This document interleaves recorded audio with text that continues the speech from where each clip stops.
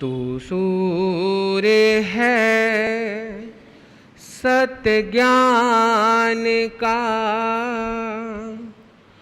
दुखियों का तू सुख द्वार है। तू सूर्य है सत्य ज्ञान का, दुखियों का तू सुख द्वार है। हर दिल की है तू रोशनी, या प्रेम का दरबार है। तू सूर्य है सत्य ज्ञान का, दुखियों का तू सुख द्वार है। नूर है रब का तेरे चेहरे पे, क्षमा ज्ञान की तू अंधेरे में। नूर है रब का तेरे चेहरे पे, क्षमा ज्ञान की तू अंधेरे में। गम उठाता है दुख मिटाता है, गम उठाता है दुख मिटाता है। तेरे त्याग संयम के आगे झुकता प्रभु संसार है।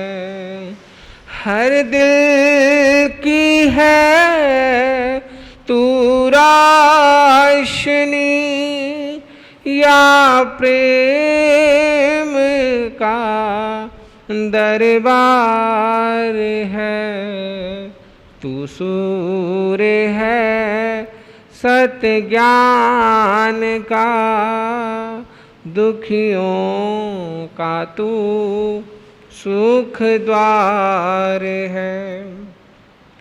मर्यादा में दूजा राम है तू, ज्ञान सागर में दूजा श्याम है तू। मर्यादा में दूजा राम है तू, ज्ञान सागर में दूजा श्याम है तू। लोग जपते हैं वही नाम है तू, लोग जपते हैं वही नाम है तू। तेरी मीठी वाणी के चर्चे करते सभी नर नार हैं। हर दिल की है तू रोशनी, या प्रेम का दरबार है।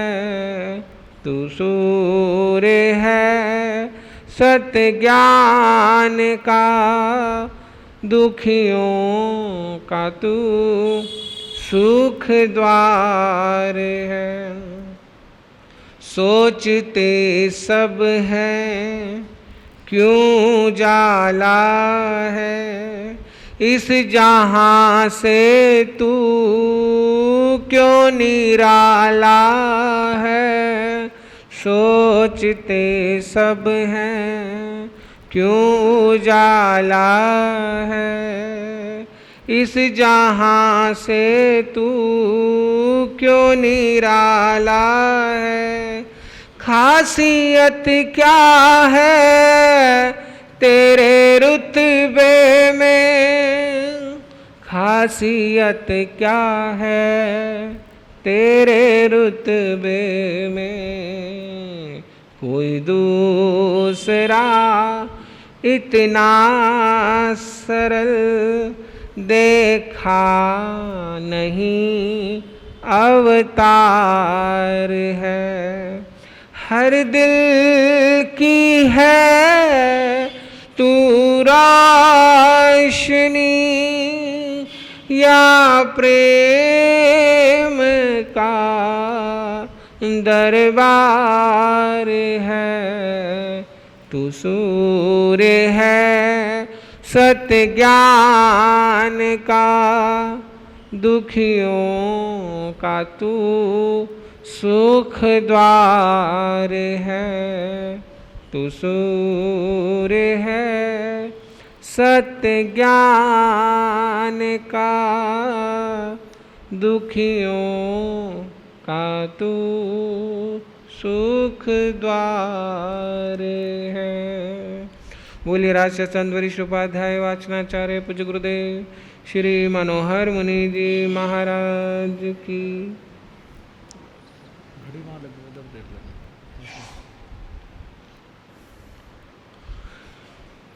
चैता भारवासं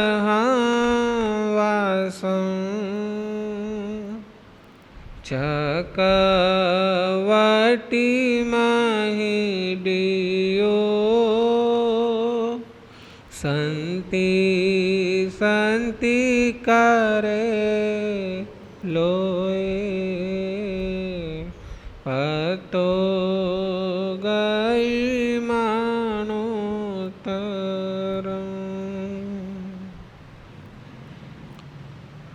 परम श्रद्धेय परम पूजनीय राष्ट्र संत वरिष्ठ उपाध्याय वाचनाचार्य पूज्य गुरुदेव भगवान एवं पाठ पर विराजमान उत्तर भारत गौरव उप प्रवर्तक पूज्य गुरुदेव के चरणों में कोटि कोटि वंदन।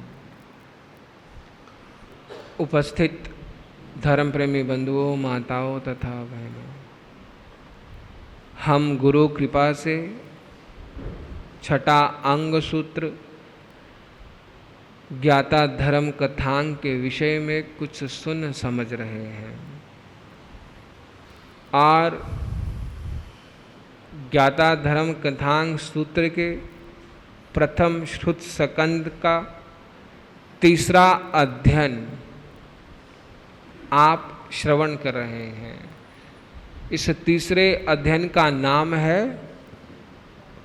अंडक,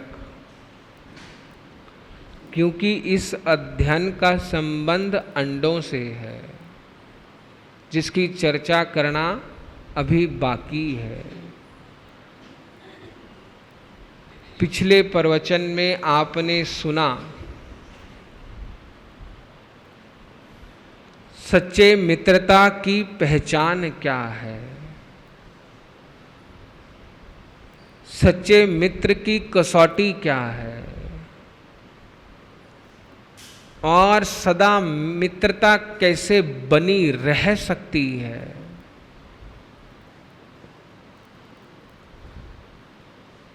और हम इस मित्रता को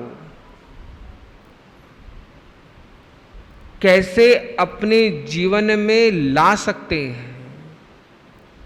और महत्वपूर्ण बात कि कैसे ये मित्रता मैत्री बन सकती है,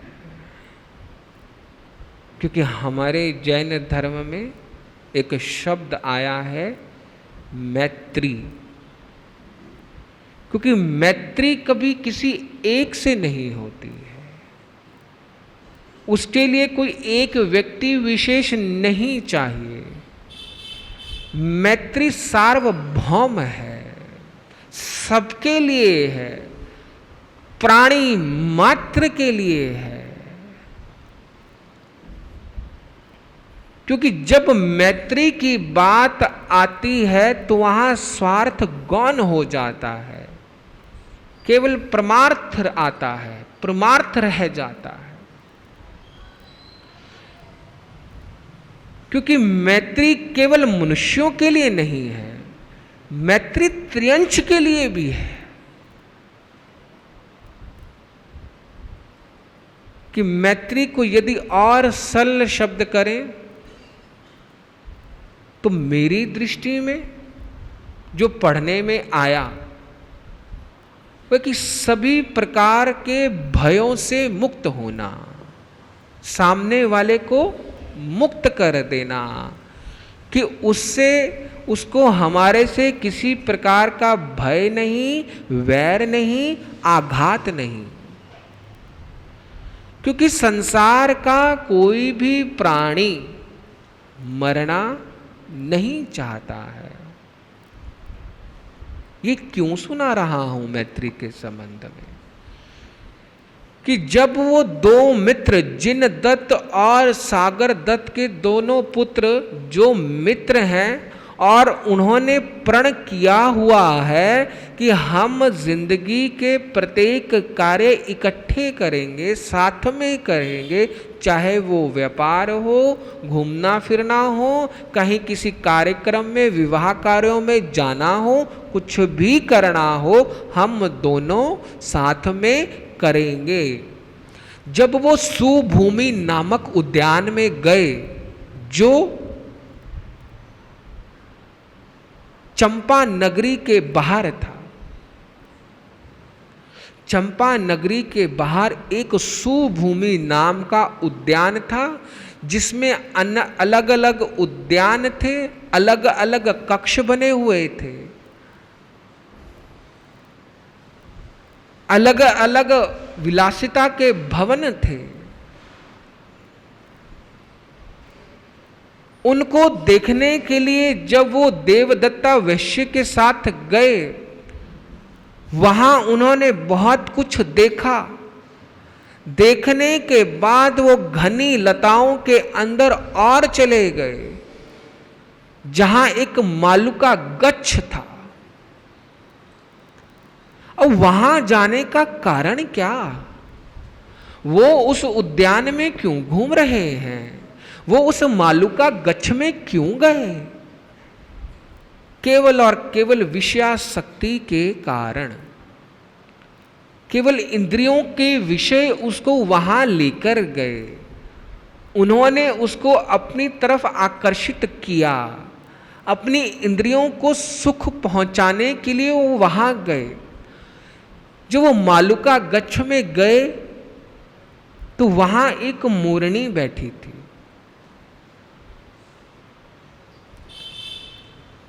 और जब उन दोनों मित्रों के पांव की आहट हुई तो वो मोरनी डर गई, भय से आक्रांत हो गई, और वो उड़कर एक वृक्ष की डाल पर जा बैठी।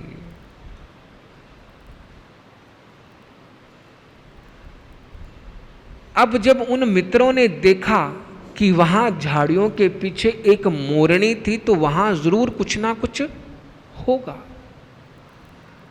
और जब वो झाड़ियों के पास गए तो देखा कि वहां मोरनी के 2 अंडे पड़े हैं, जिसे मोरनी से रही थी।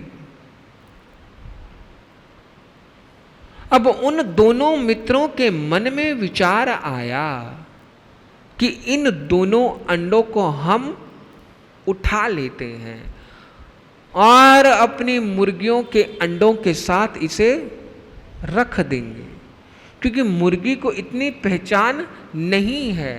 वो अन्य अंडों के साथ इन अंडों को भी से देगी, और जब समय आएगा तो इसके अंदर से मोरनी के बच्चे निकलेंगे। इस भाव से उन्होंने वो दोनों अंडे उठा लिए। परंतु यहां अभाव है कि उन्होंने ये विचार नहीं किया कि हमारा इस प्रकार अंडों को उठाने से उस मोरनी को कष्ट होगा, पीड़ा, दुख होगा। इन सब विचारों से वो परे, कि उनके हृदय में दया नहीं, करुणा नहीं, आत्मीयता नहीं, मित्रता नहीं, मैत्री नहीं है।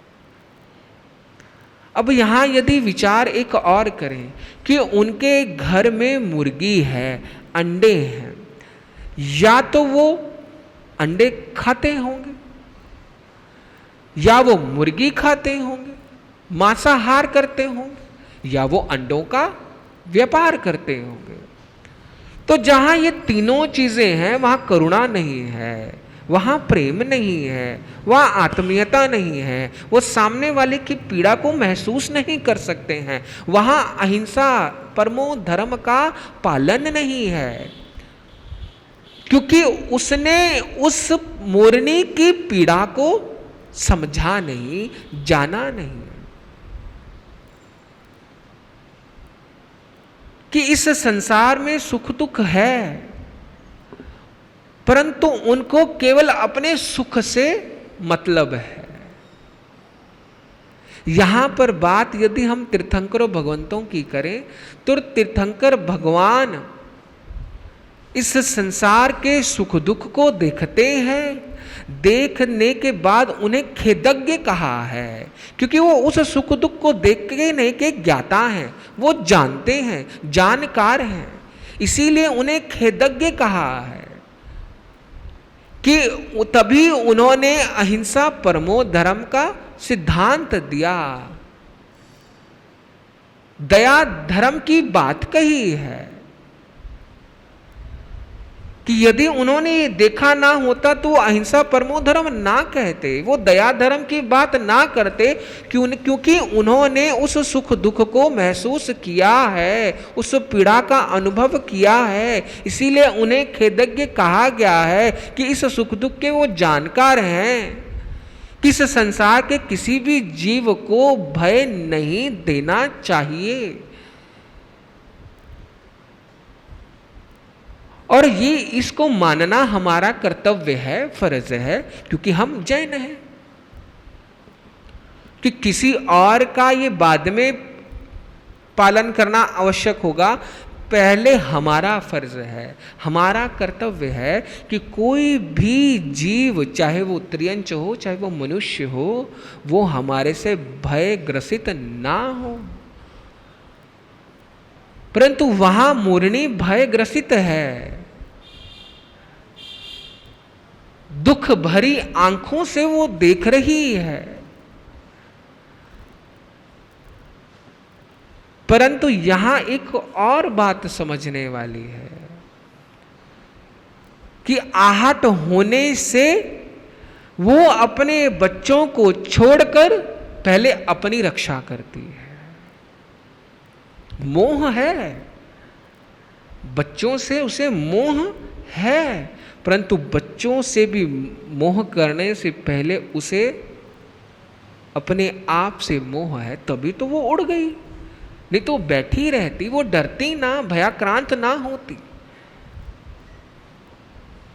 कि यहां एक बात स्पष्ट हो गई कि दोनों मित्रों में मैत्री नहीं है, करुणा नहीं है, वहां अभाव है, जिसके कारण वो उन दोनों अंडों को उठाकर अपने घर ले आते हैं।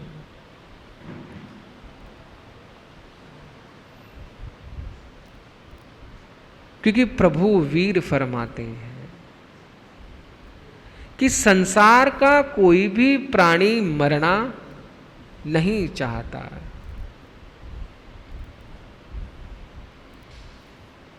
कोई भी प्राणी भय नहीं चाहता है।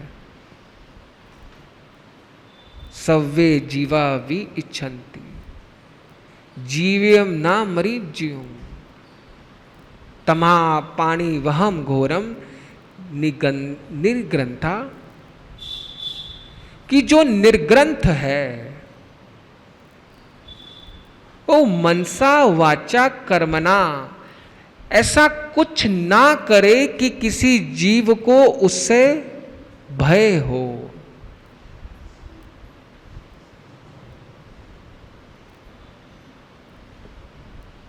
परंतु उन दोनों मित्रों ने उस अंडे को उठाकर अपने घर ले आए। कि यहां एक और उदाहरण आता है कि ऐसा नहीं है कि केवल धर्म को मानने वाले ही लोग मांसाहार नहीं करते, अन्य लोग भी कर सकते। कोई अन्य जाति का, अन्य धर्म का, अन्य संप्रदाय का भी कर सकता है अहिंसा का पालन। वो भी वेजिटेरियन हो सकता है, वो भी शाकाहारी हो सकता है। कि उसी बात पर एक प्रसंग है। एक मुस्लिम फकीर थे, जहां उनका आश्रम कुटिया बनी हुई थी, उसी के पास एक किसान खेती कर रहा था। खेती करने के बाद जब वो थक हारा, उसने सोचा कि मैं उस संत के दर्शन कराऊं। जब वो संत के दर्शन करने के लिए गया, वो अपने साथ में 2 अंडे उपहार में ले गया। और संत दर्शन करने के बाद उसने 2 अंडे उनके चरणों में उपहार रूप रख दिए। तो वहां वो मुस्लिम फकीर कहते हैं कि पहली बात कि मैं मांस नहीं खाता, मांस के साथ साथ मैं अंडा भी नहीं खाता हूं। तो ये अंडे कहां से लाया? तो वो कहता है कि जिस खेत में मैं काम कर रहा था, वहां एक वृक्ष था, वृक्ष के ऊपर घोंसला था, घोंसले में 2 अंडे पड़े थे, वहां से मैं उठा लाया। फिर संत पूछते हैं कि जब तू अंडे लाया तो वहां पर इसकी मां बैठी थी? तो वो किसान कहता है कि वहां नर और मादा, माता और पिता दोनों बैठे थे, परंतु वो कुछ कर नहीं पाए। तो वो संत कहते हैं कि यदि तेरे बच्चों को कुछ देर के लिए कोई उठा ले जाए या इधर उधर कर दे, तो उस समय तेरी कैसी स्थिति होगी? तो वो कहता है कि महाराज मैं परेशान हो जाऊं, उनको ढूंढूंगा, पुकारूंगा कि वो कहां गए। तो फिर संत कहते हैं कि तूने यही विचार इन अंडों को उठाते हुए क्यों नहीं किया कि ये मूक है, बोल नहीं सकते, अपनी भावना व्यक्त नहीं कर सकते हैं, अपनी पीड़ा को बता नहीं सकते हैं, परंतु हम इंसान हैं, मानवता हमारा धर्म है, ये सबसे बड़ा गुण है, आपके अंदर जीव तत्व विराजमान है। तो आप ये ख्याल क्यों नहीं करते, आपके मन में विचार क्यों नहीं आया कि यदि मैं किसी जीव की हिंसा करूंगा, किसी के अंडों को उठाऊंगा, तो उनके माता पिता को भी कष्ट होगा, दुख होगा, पीड़ा होगी, मेरा कर्म बंधेगा, मेरे जीवन में भी ऐसा दुख आ सकता है। परंतु ना ये विचार उस किसान ने किया और ना ही ये विचार उस मित्रों ने किया।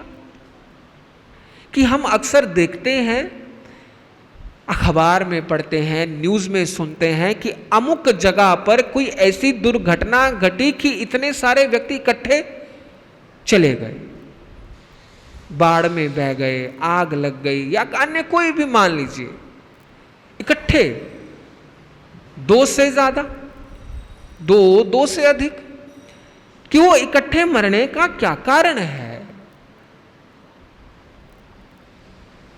कभी ऐसी शंका मन में आई कि उन्होंने पूर्व भवों में कोई ना कोई ऐसा पाप कर्म इकट्ठे किए होंगे जो इसका फल वो इकट्ठे भोग रहे हैं। परंतु यहां पर बच भी सकता है कि एक को उसका फल मिल जाए और एक को फल ना मिले। क्योंकि समय आने पर व्यक्ति के जब कर्म बदलते हैं, समय बदलता है, भाग्य उदय में आता है, तो हम इतिहास में पढ़ते हैं कि जो पहले पाप करता था, दुराचारी था, वो सदाचारी बन गया। और यदि हम ताजा उदाहरण देखें तो सेठ सुदर्शन ने अपने आत्म बल से किसको बदला? अंतगढ़ सूत्र में सुना था, किसको बदला? अर्जुन माली को बदला। जो रोज 5 पुरुष और 6 पुरुष और 1 स्त्री का घात करता था, और वो प्रभु के संग में आने से,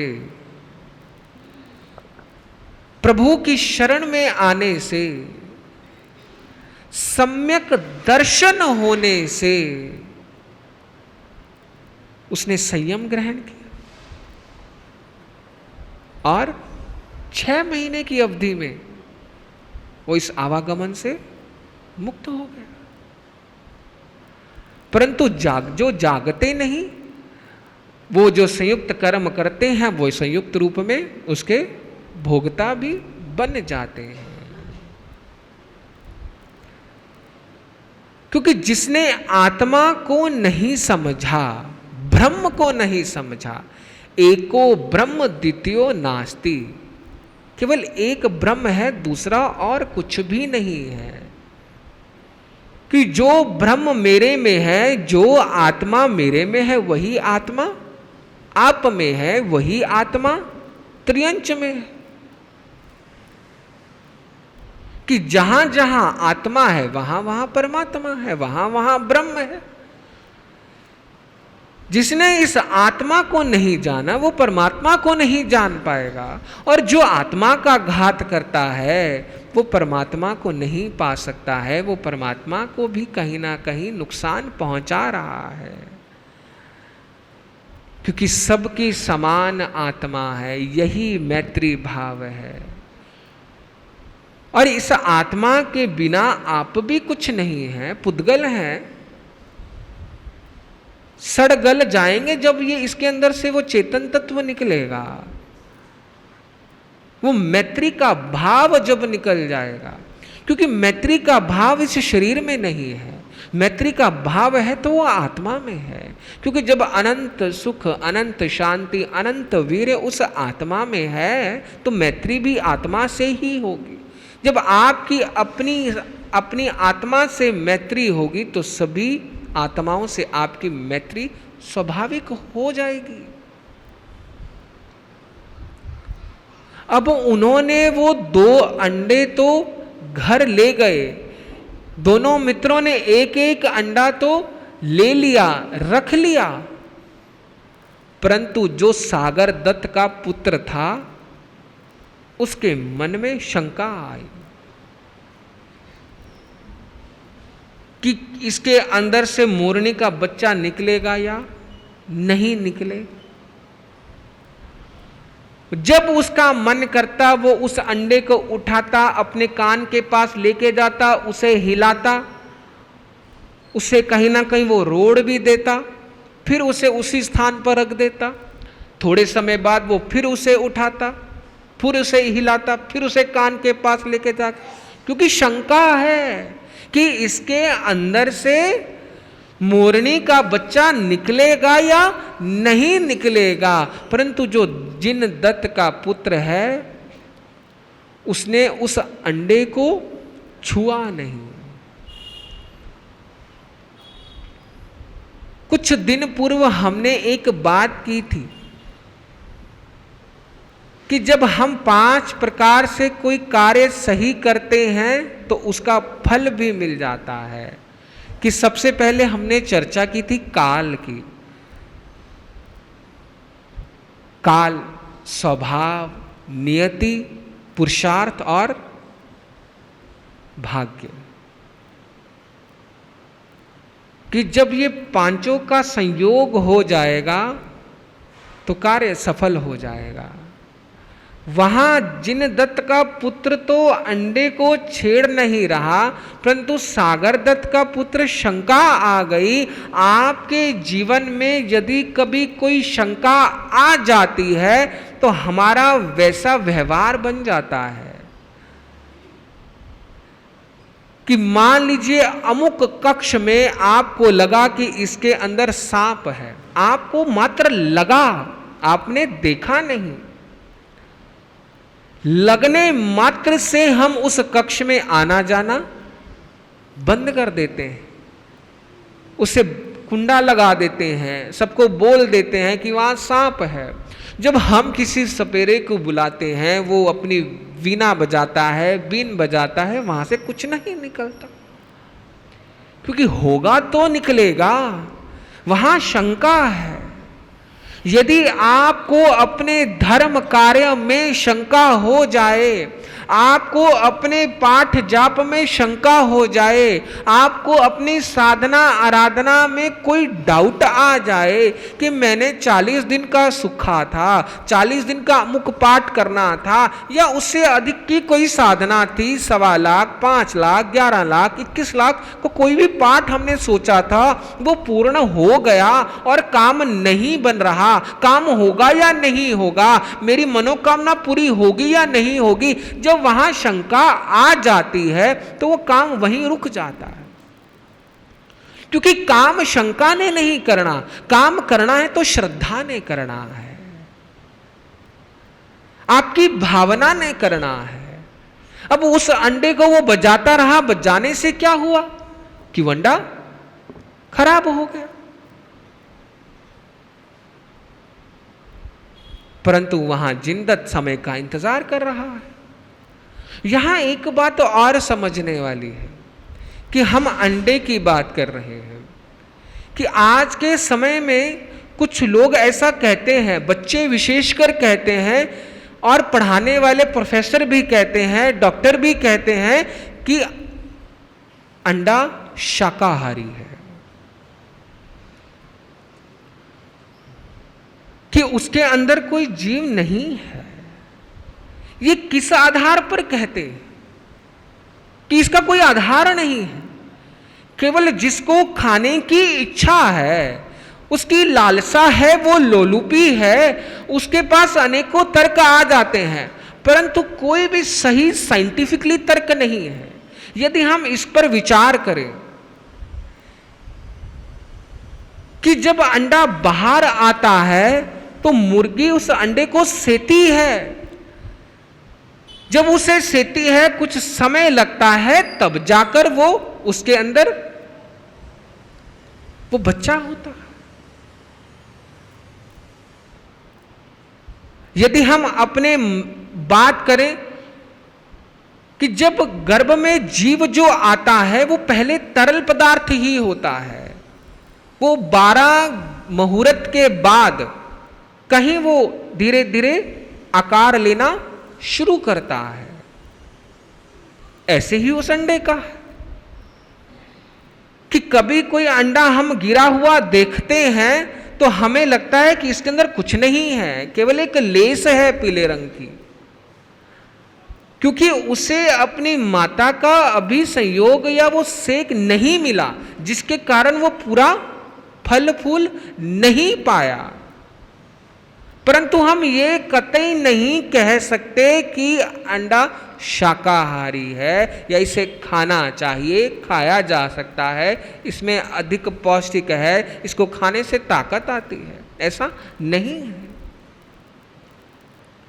हम बात कर रहे थे शंका की कि उसने शंका के कारण हिला हिलाकर अपना अंडा खराब कर लिया, और वहां जिनदत्त का अंडा समय पाकर अंडे में से वो मोरनी का बच्चा निकला, उसने उसको पालने के लिए पोषक को दिया, वो इतना सुंदर बन गया, उसे सब सिखाया गया, अब वो मोर नाचता भी था, उसने उस मोर को राजा को भेंट किया, उसे खूब सारा धन लिया। अब यहां दूसरे मित्र के मन में एक और शंका आ गई कि मेरे मित्र ने मुझे अंडा जानबूझकर खराब दिया। यही बात कह रहे हैं कि जितनी जितनी आपकी शंकाएं बढ़ती जाएंगी उतना उतना आप अपने संबंधों से, अपने धर्म से, अपनी आत्मा से दूर होते जाएंगे। इसलिए अपने जीवन में पहले इस शंका को निकालो। उच्च श्रद्धा भाव से यदि आप सफल होना चाहते हैं अपने धर्म क्रियाओं में और सबसे मैत्री भाव को बढ़ाना चाहते हैं तो इस शंका के दुर्गुण को निकालकर, दुराचार को छोड़कर, शंका रहित होकर और सभी प्राणियों को भय से मुक्त कर कर अपने जीवन को आगे बढ़ाएं। ये तीसरा अध्ययन अंडक यूं समाप्त होता है। आज अपने विषय को यहीं समाप्त करता हूँ। तीसरे अध्ययन को, चौथे अध्ययन में क्या भाव कहा है आप आएँ और हम गुरु कृपा से सुनने का प्रयास करेंगे। आज जो भूल हुई 6 की जगह 5 कहे, गुरु चरणों की साक्षी से क्षमा याचना करता हुआ अपनी वाणी को विराम देता हूँ। ओम शांति।